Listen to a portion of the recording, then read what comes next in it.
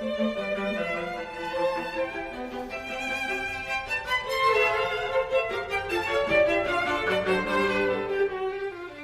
and welcome to The Sound of Economics, the podcast series by Bruegel, the Brussels-based economic think tank. I'm Rebecca Christie, a senior fellow here at Bruegel and also the Europe columnist for Reuters Breaking Views, and I will be your host today. I am delighted to join you today with two of our fellows here at Bruegel, Marek Dąbrowski, who is a non-resident fellow and was involved in the Polish transition away from communism from 1989 to 1990. He was deputy finance minister. And Paweł Karbownik, a visiting fellow who has been an advisor to former European Council and former Polish leader Donald Tusk. We are here to talk about the Polish elections that took place on October 15th and which showed Tusk and his coalitions with a decent chance of getting back into government. And we hope today we will talk a little bit about what's going to happen and what you can expect and what you might make of it. So thanks very much for joining us. Paweł, would you like to start us out by explaining what just happened and what we can look forward to in the next 5-6 weeks? I think a democratic miracle happened because millions of young voters showed up to the polling stations. They were waiting. Some of them were waiting up until 3 a.m. in the morning. People were randomly delivering pizzas, coffee, tea, so that they could still keep up in long queues through the night. And it's actually quite impressive to see that we've had the highest turnout in history, over 74%. So I think there is a big political change and a big political mandate. And what happened at this turnout? How did they vote? Well, I think they voted pro-European because Europe was at the center of these elections. We've had a visa scandal and we've had border checks being reintroduced on the borders with Germany and Slovakia. And people basically saw that the current government is losing control and that the fear of Polexit is not something unreal. So the current government is known in English as the Law and Justice Party. They've been in power since 2015. 2015, so they've been in power for almost 8 years. And they have picked a bunch of fights with Europe while they've been at it and really focused on nationalist ideas. There has been a dispute with Brussels over the courts, as I understand it, over media laws and over access to European funding. And so part of this election was a chance for Polish voters to express how they felt about Europe, how they felt about women's rights, how they felt about migration, a lot of these things, and also how they felt about inflation and the economy. Marek, can you tell us how the economy was positioned going into this election?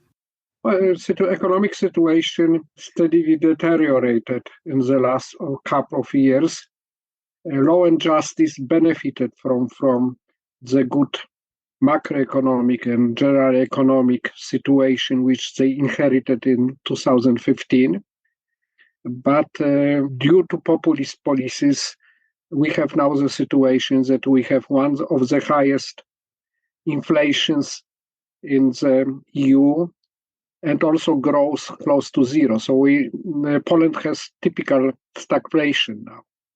And it's a lot of other distortion created by this government, partly just to satisfy some party lobbyists, sometimes private interests of party groups, party functionaries, and some other just giving up to some populist pressures to gain more votes, more popularity. Quite typical situation, which we could observe not only in some European countries, but also very much in emerging market economies over the last 50 years. Yeah, and so the results of this election, as I understand it, Law and Justice got the most votes of any one party, but not enough to maintain control of the parliament. So we are now waiting to find out who will get the first chance to form a government, and then we are waiting to see what coalition emerges and whether, in fact, Tusk's coalition will take over. Paweł, is that the case? So just to come back for a second to the previous question, when it comes to the roots of the failure, certainly the cost of living crisis. I mean, cost of living, this is how we call it in Europe these days. But basically, we are talking about inflation, obviously. The accumulated inflation over the years under this government and the mismanagement of the economic and monetary policy, especially in Poland over the few years, led to an inflation of around 50%. And this has created huge tensions. 50 or 15? Close to 50. That's a lot. That's a lot. And that's been felt by people, and even the huge social benefits that the government was giving away didn't cater for these increases. So people felt that something's wrong here. And when it comes to the second question, I mean, Law and Justice was first, and they lost approximately around 400,000 voters compared to last election, which is not a big change. But what happened was that, as I told you in the beginning, we've had millions of new voters, the so-called Generation Z, who showed up to the polling stations, and we've had over 4 million new voters voting for the opposition parties, and this brought a change. And those youngsters were driven by issues like climate crisis, where Tusk is now very progressive, given his experience in Europe and what he's seen. For example, when he was visiting Greenland, how the glaciers were melting, he was telling about it to the voters during the campaign that, we have to take care about the climate crisis. He was talking a lot about educational reform, about the radical change of bringing the number of days at schools to 4 days of teachings and 1 day for creative arts, for sports, for culture, for understanding the world. So these kind of new ideas that he brought to the table of Polish politics, they made impression on people, and we could see it in the meetings with him. I mean. Right. But we are going to come back to that, because right now, just for people who are tuning in, we want to go over what happened in the election. So the Law and Justice Party came in first. They might get a chance to form a government, but we don't know yet. And then Tusk, how many parties is he working with? And how long is it going to take for us to know if he ends up becoming prime minister again? So there are 3 parties, out of which Tusk's party is the biggest of the so-called democratic opposition, who are now in very intense talks among the leaders. These are just the leaders who are discussing the new government at the moment. So we have a civic platform of Tusk and his coalition, which is a coalition of smaller parties, also one liberal party, one something like FDP in Germany, one social democratic party, not a big one, and the fourth party of Tusk's coalition are the Greens. So these 4 parties? These 4 parties just constitute his coalition. And then there are 2 other parties, the so-called Third Way, which is a mixture of peasant party and also liberals, and they are very much frugal-oriented. And the smallest part of the coalition is the center-left, which got quite poor result in these elections. But still, overall, those 3 parties, they have 248 MPs, which is a huge majority, because normally you need 231 MPs to form a government. So this is a very stable majority. And when will we find out if they get a chance, or do we have to wait for Law and Justice to try to form a coalition, maybe with a hard right party first? Do we have to go through that process? So now the president has invited all the parties to some consultations next week. And based on these consultations, the president will have a power to give a mandate to form a government, either to Law and Justice, which certainly doesn't have majority and will not be able to form a government. But for purely political reasons, internal political reasons, this may happen, which means that it will take some weeks. Or the president may choose to respect the outcome of the elections as it is and give the mandate to Donald Tusk to form a government. So he can choose, and the president is affiliated with the outgoing government.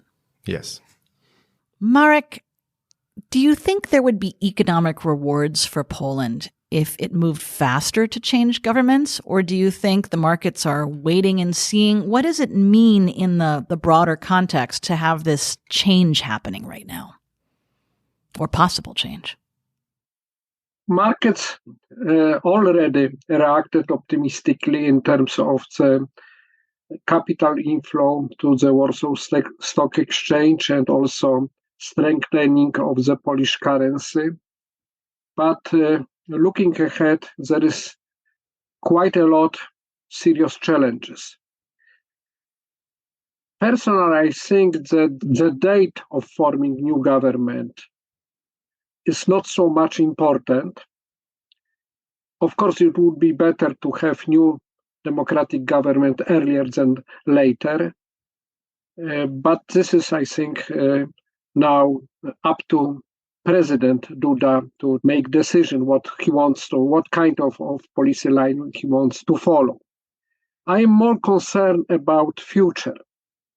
First kind of concerns relate to the balance of power. Paweł mentioned that majority is substantial, 248, but it is short of 60% of seats which are needed to overcome presidential veto. So if President Duda will continue to be pro-law and justice party politicians, he may quite effectively block a lot of legislative decisions, not only related to economics. It's very important to underline that one of the key topics in campaign and also one of the key reasons why majority of the society decided to give negative vote to law and justice was attempts to build autocratic regime by this party, to dismantle check and balances in the justice system, in media, in civil society, etc. And reversing these autocratic changes will require definitely legislation. And here's a big question, how it can go forward. The same concerns also all economic initiatives like budget, like any legislation which is needed to improve economic situation. But another concern which I have is related to what politically the new democratic coalition will be ready to do. Because opposition party, democratic parties, they try to overbid in some respects the law and justice populistic promises, promising more expenditures, lower taxation, also some special solution which mean actually more economic distortion. And the big question is whether they will be ready to recognize the economic reality, which will require a lot of unpopular decisions. Unfortunately, in this respect, probably some similarity between Poland 2023 and Poland of 1989. Not so much, but also it will require quite a lot of unpopular decisions. And we will come back to that after a short break. Thanks for joining us.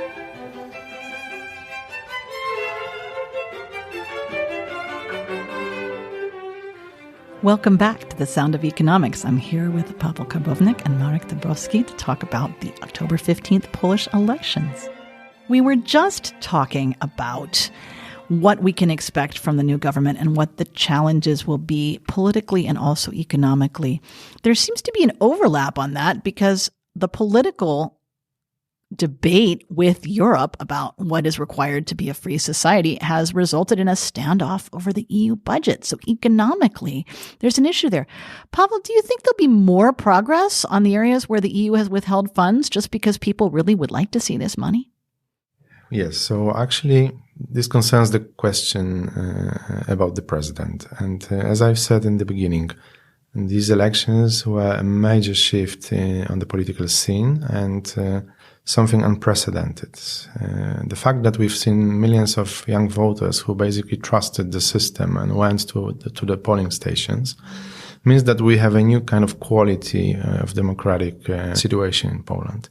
So those people voted for democracy and for the rule of law.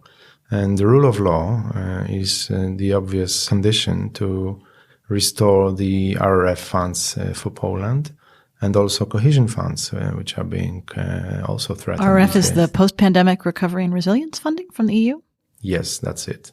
And now the question is, what will the president do in this new political situation, given how many people showed up to the votes and how many people showed that they want the rule of law, they want Europe. And if the president is able to disregard legislation that will basically bring institutions like the Constitutional Tribunal, the highest court, and other parts of judiciary, whether he will be able to veto changes that are basically bringing our democracy back. I don't believe he will be able to do that, because how would he explain it to the people? I mean, I don't see it, frankly speaking. So you think they want the changes, and also the money would make a difference.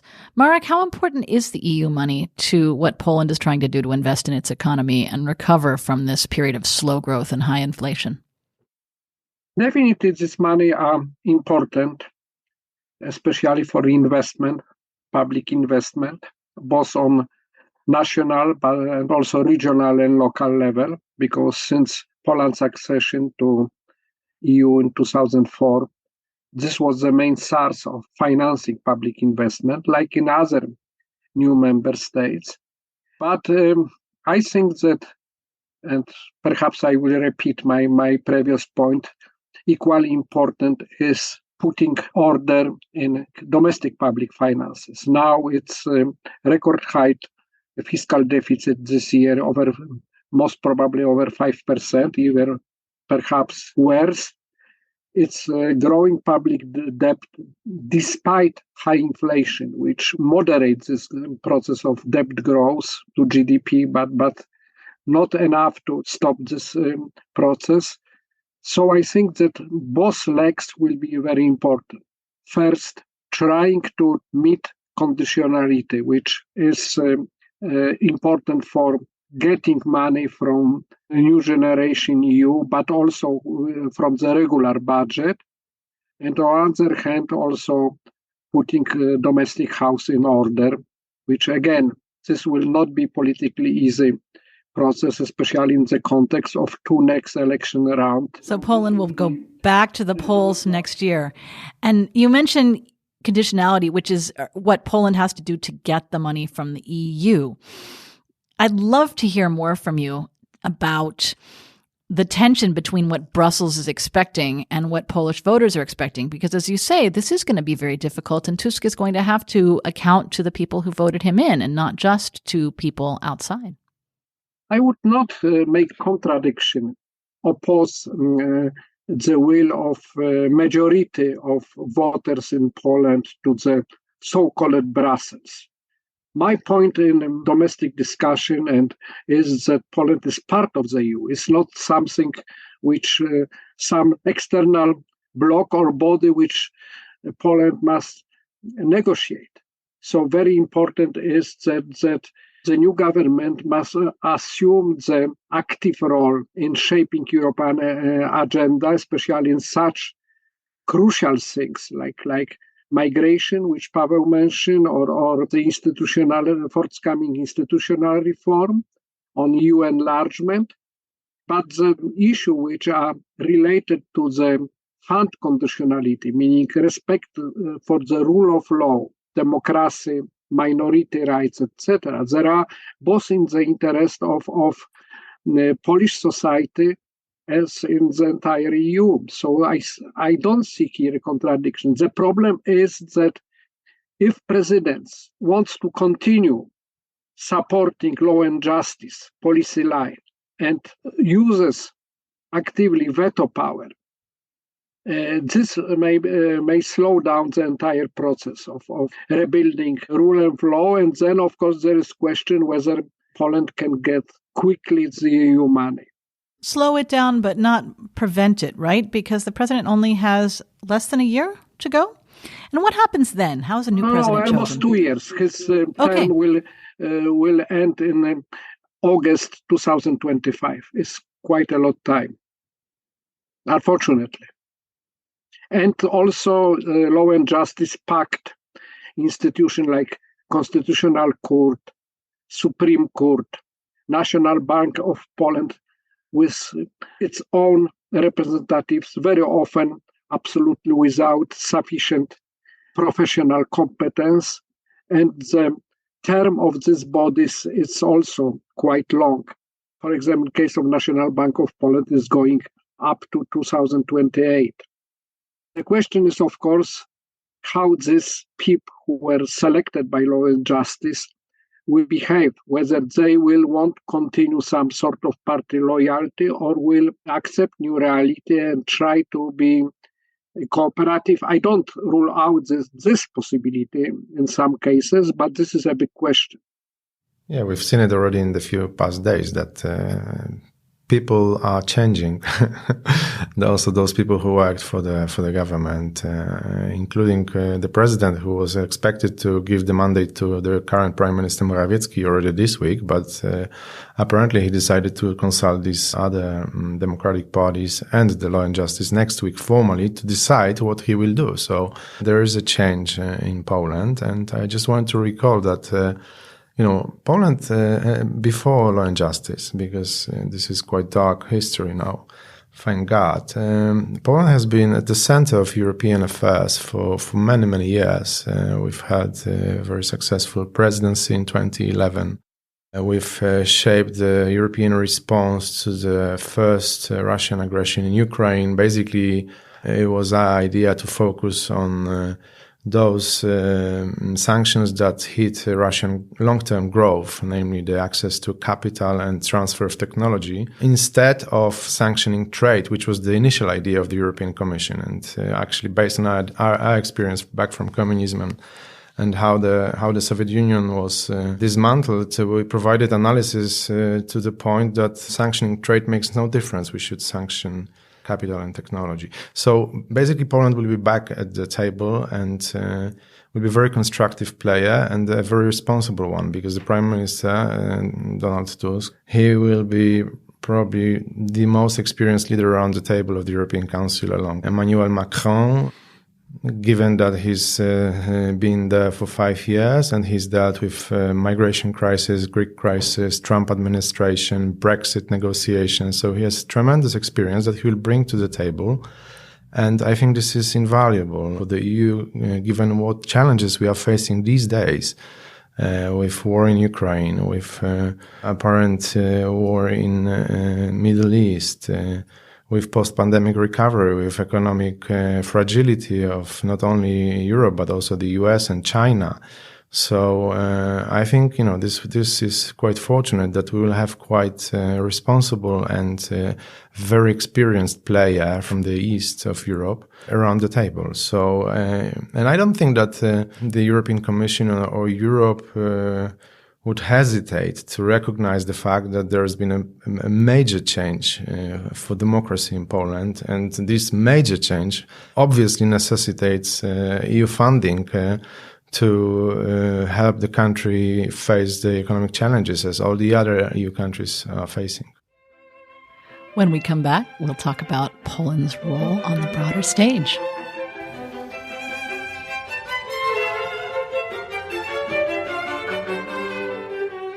In the last section of our podcast today, I'd like to talk about how Poland is going to run foreign policy, both within Europe and also looking toward the war in Ukraine and transatlantic relations and a lot of the other areas where Europe is going to have to find agreement and show some leadership.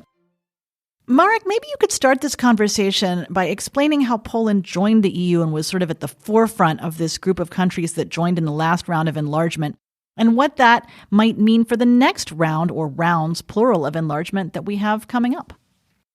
All governments in Poland, including Law and Justice government, were pro-enlargement.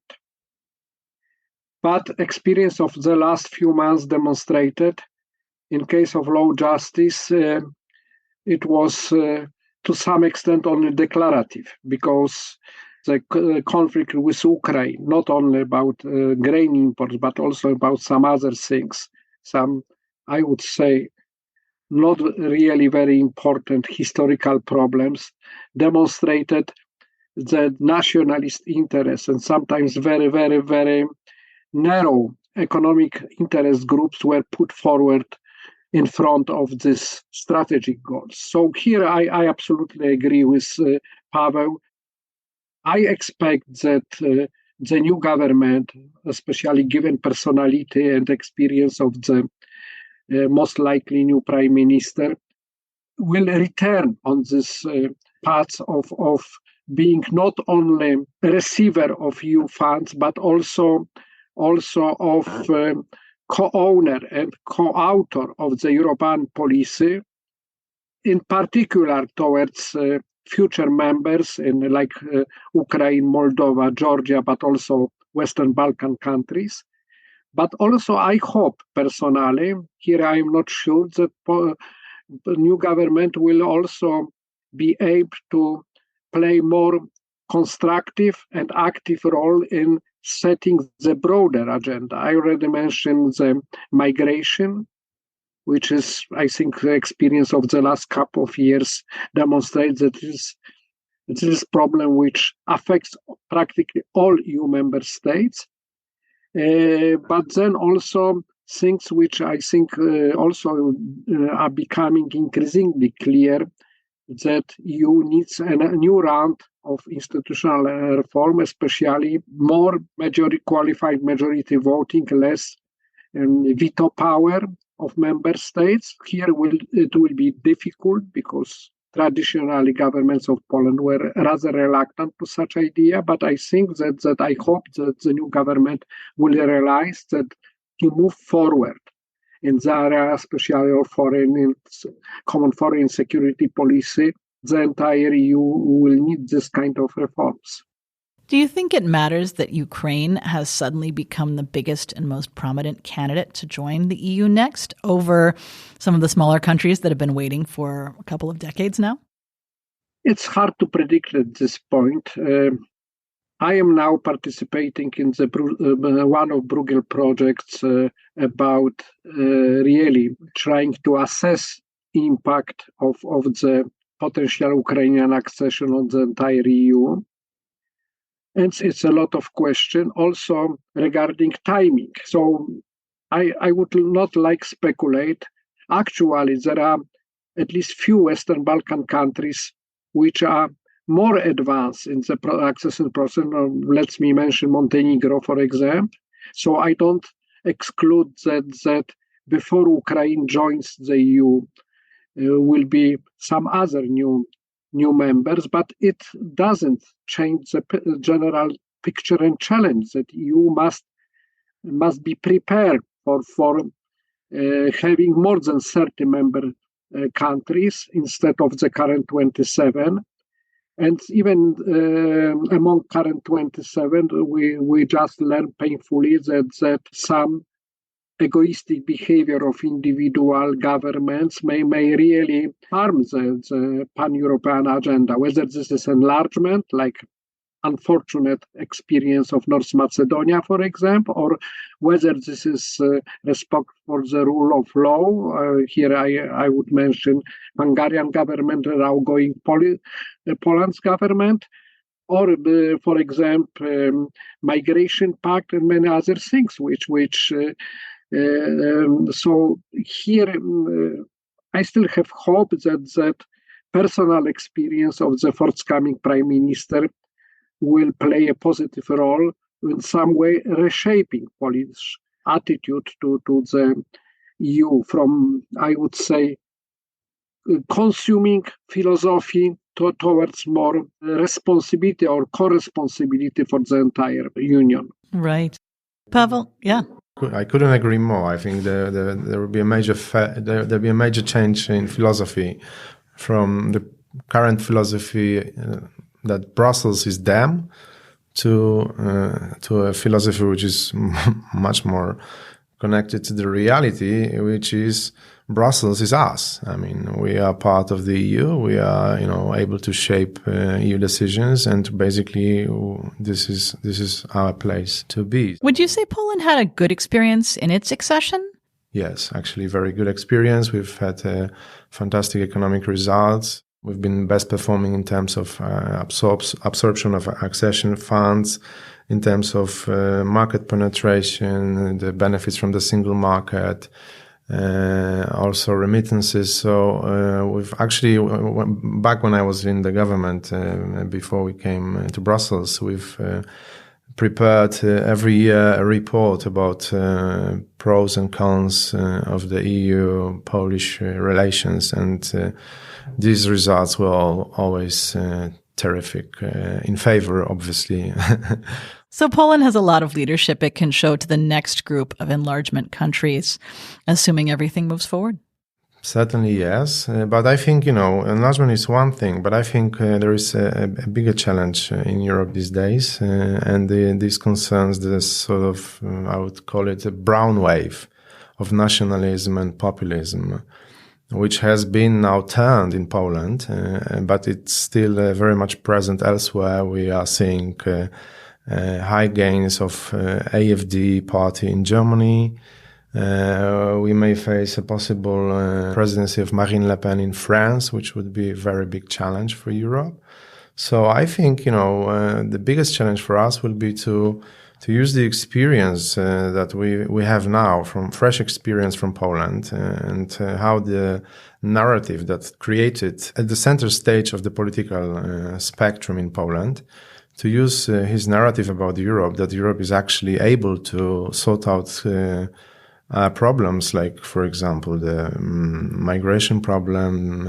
Europe is now heavily investing in border protections and has redesigned its laws when it comes to handling irregular migration and helping countries of origin. So the question will be to take up this challenge and, first of all, deal with the migration crisis in a way that will sort it out for good, because we've been discussing it since 2015 when it hit us, when Tusk was the president of the European Council. We've actually discussed it night and day. And the current migration pact that is being now negotiated with the parliament is actually the intellectual outcome of that discussions, which basically focus on protecting the border and addressing the problem at its roots. And certainly rejecting the idea that was back then promoted by Angela Merkel and Jean-Claude Juncker of the mandatory relocation, with which Tusk had fought with this idea viciously, and he had a totally opposite intellectual stance. And apparently after a few months, those leaders admitted that intellectually we were right. And now we see this new migration pact as a sort of outcome of many discussions we've had in Europe. But still, if you, for example, look at the EU-Tunisia deal, there is still a long way to go. And, it's still not sorted out. So to revert this brown wave in Europe, we have to focus on sorting out migration. And second of all, getting the green transition right, because, the costs to less affluent members of our societies are huge, and people are basically afraid that it's going to cost them too much. So we need to sort it out so that we do not inflate those populists and autocrats in Europe, and we provide a reasonable solution at the center stage of our political spectrum in Europe. We could do a whole podcast on each of these issues, but I appreciate your efforts to tie them all together. As we close this conversation, what one idea would you like people to have about Poland going forward, Pavel? Well, we are at a time of tremendous changes in global politics and in national politics. Some people are saying that we are in this period of interregnum when the old order has diminished or is diminishing, but the new order is not yet ready. So we are in a very unstable reality which is why we have to very much focus on the pragmatic parts of the policies that we have, namely those where people, our societies, are most fearful of, and these are migration and green transition, but also the whole social media bubble and how the social media bubbles have actually divided our society into So the halves. new leaders of Poland will need to address the fears of voters as well as the economic possibility. Yes, and we have time because, we will have a Polish presidency of the Council as of 1st of January 2025, so we'll have some time to discuss these issues.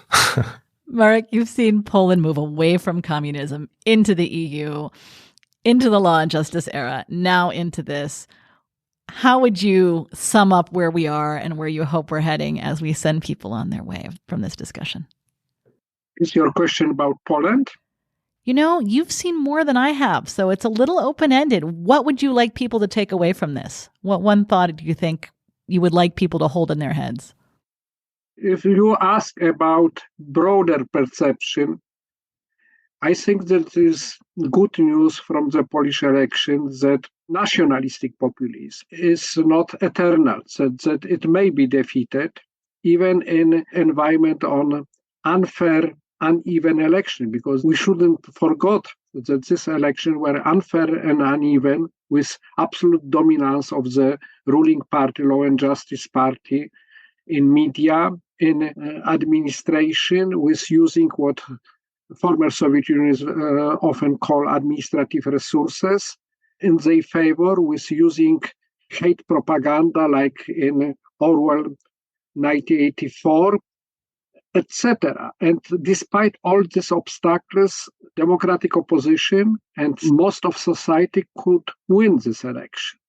I hope that this victory will be used for good purposes in Polish and European politics, but I also hope that it gives at least stream of hope to other societies, like for example, Hungarian society, Turkish society, Russian society, that autocratic trend is not forever and that even the most oppressive autocratic regime can be defeated by the consolidation of people, consolidation of society, and mobilization of society.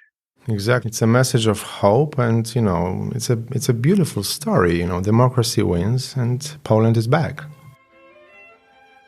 On that note, thank you all for tuning into The Sound of Economics. We'll catch you next time. In the meantime, you can find this and many, many fine Bruegel publications at our website, bruegel.org. And we hope to see you next time around. Thanks for listening.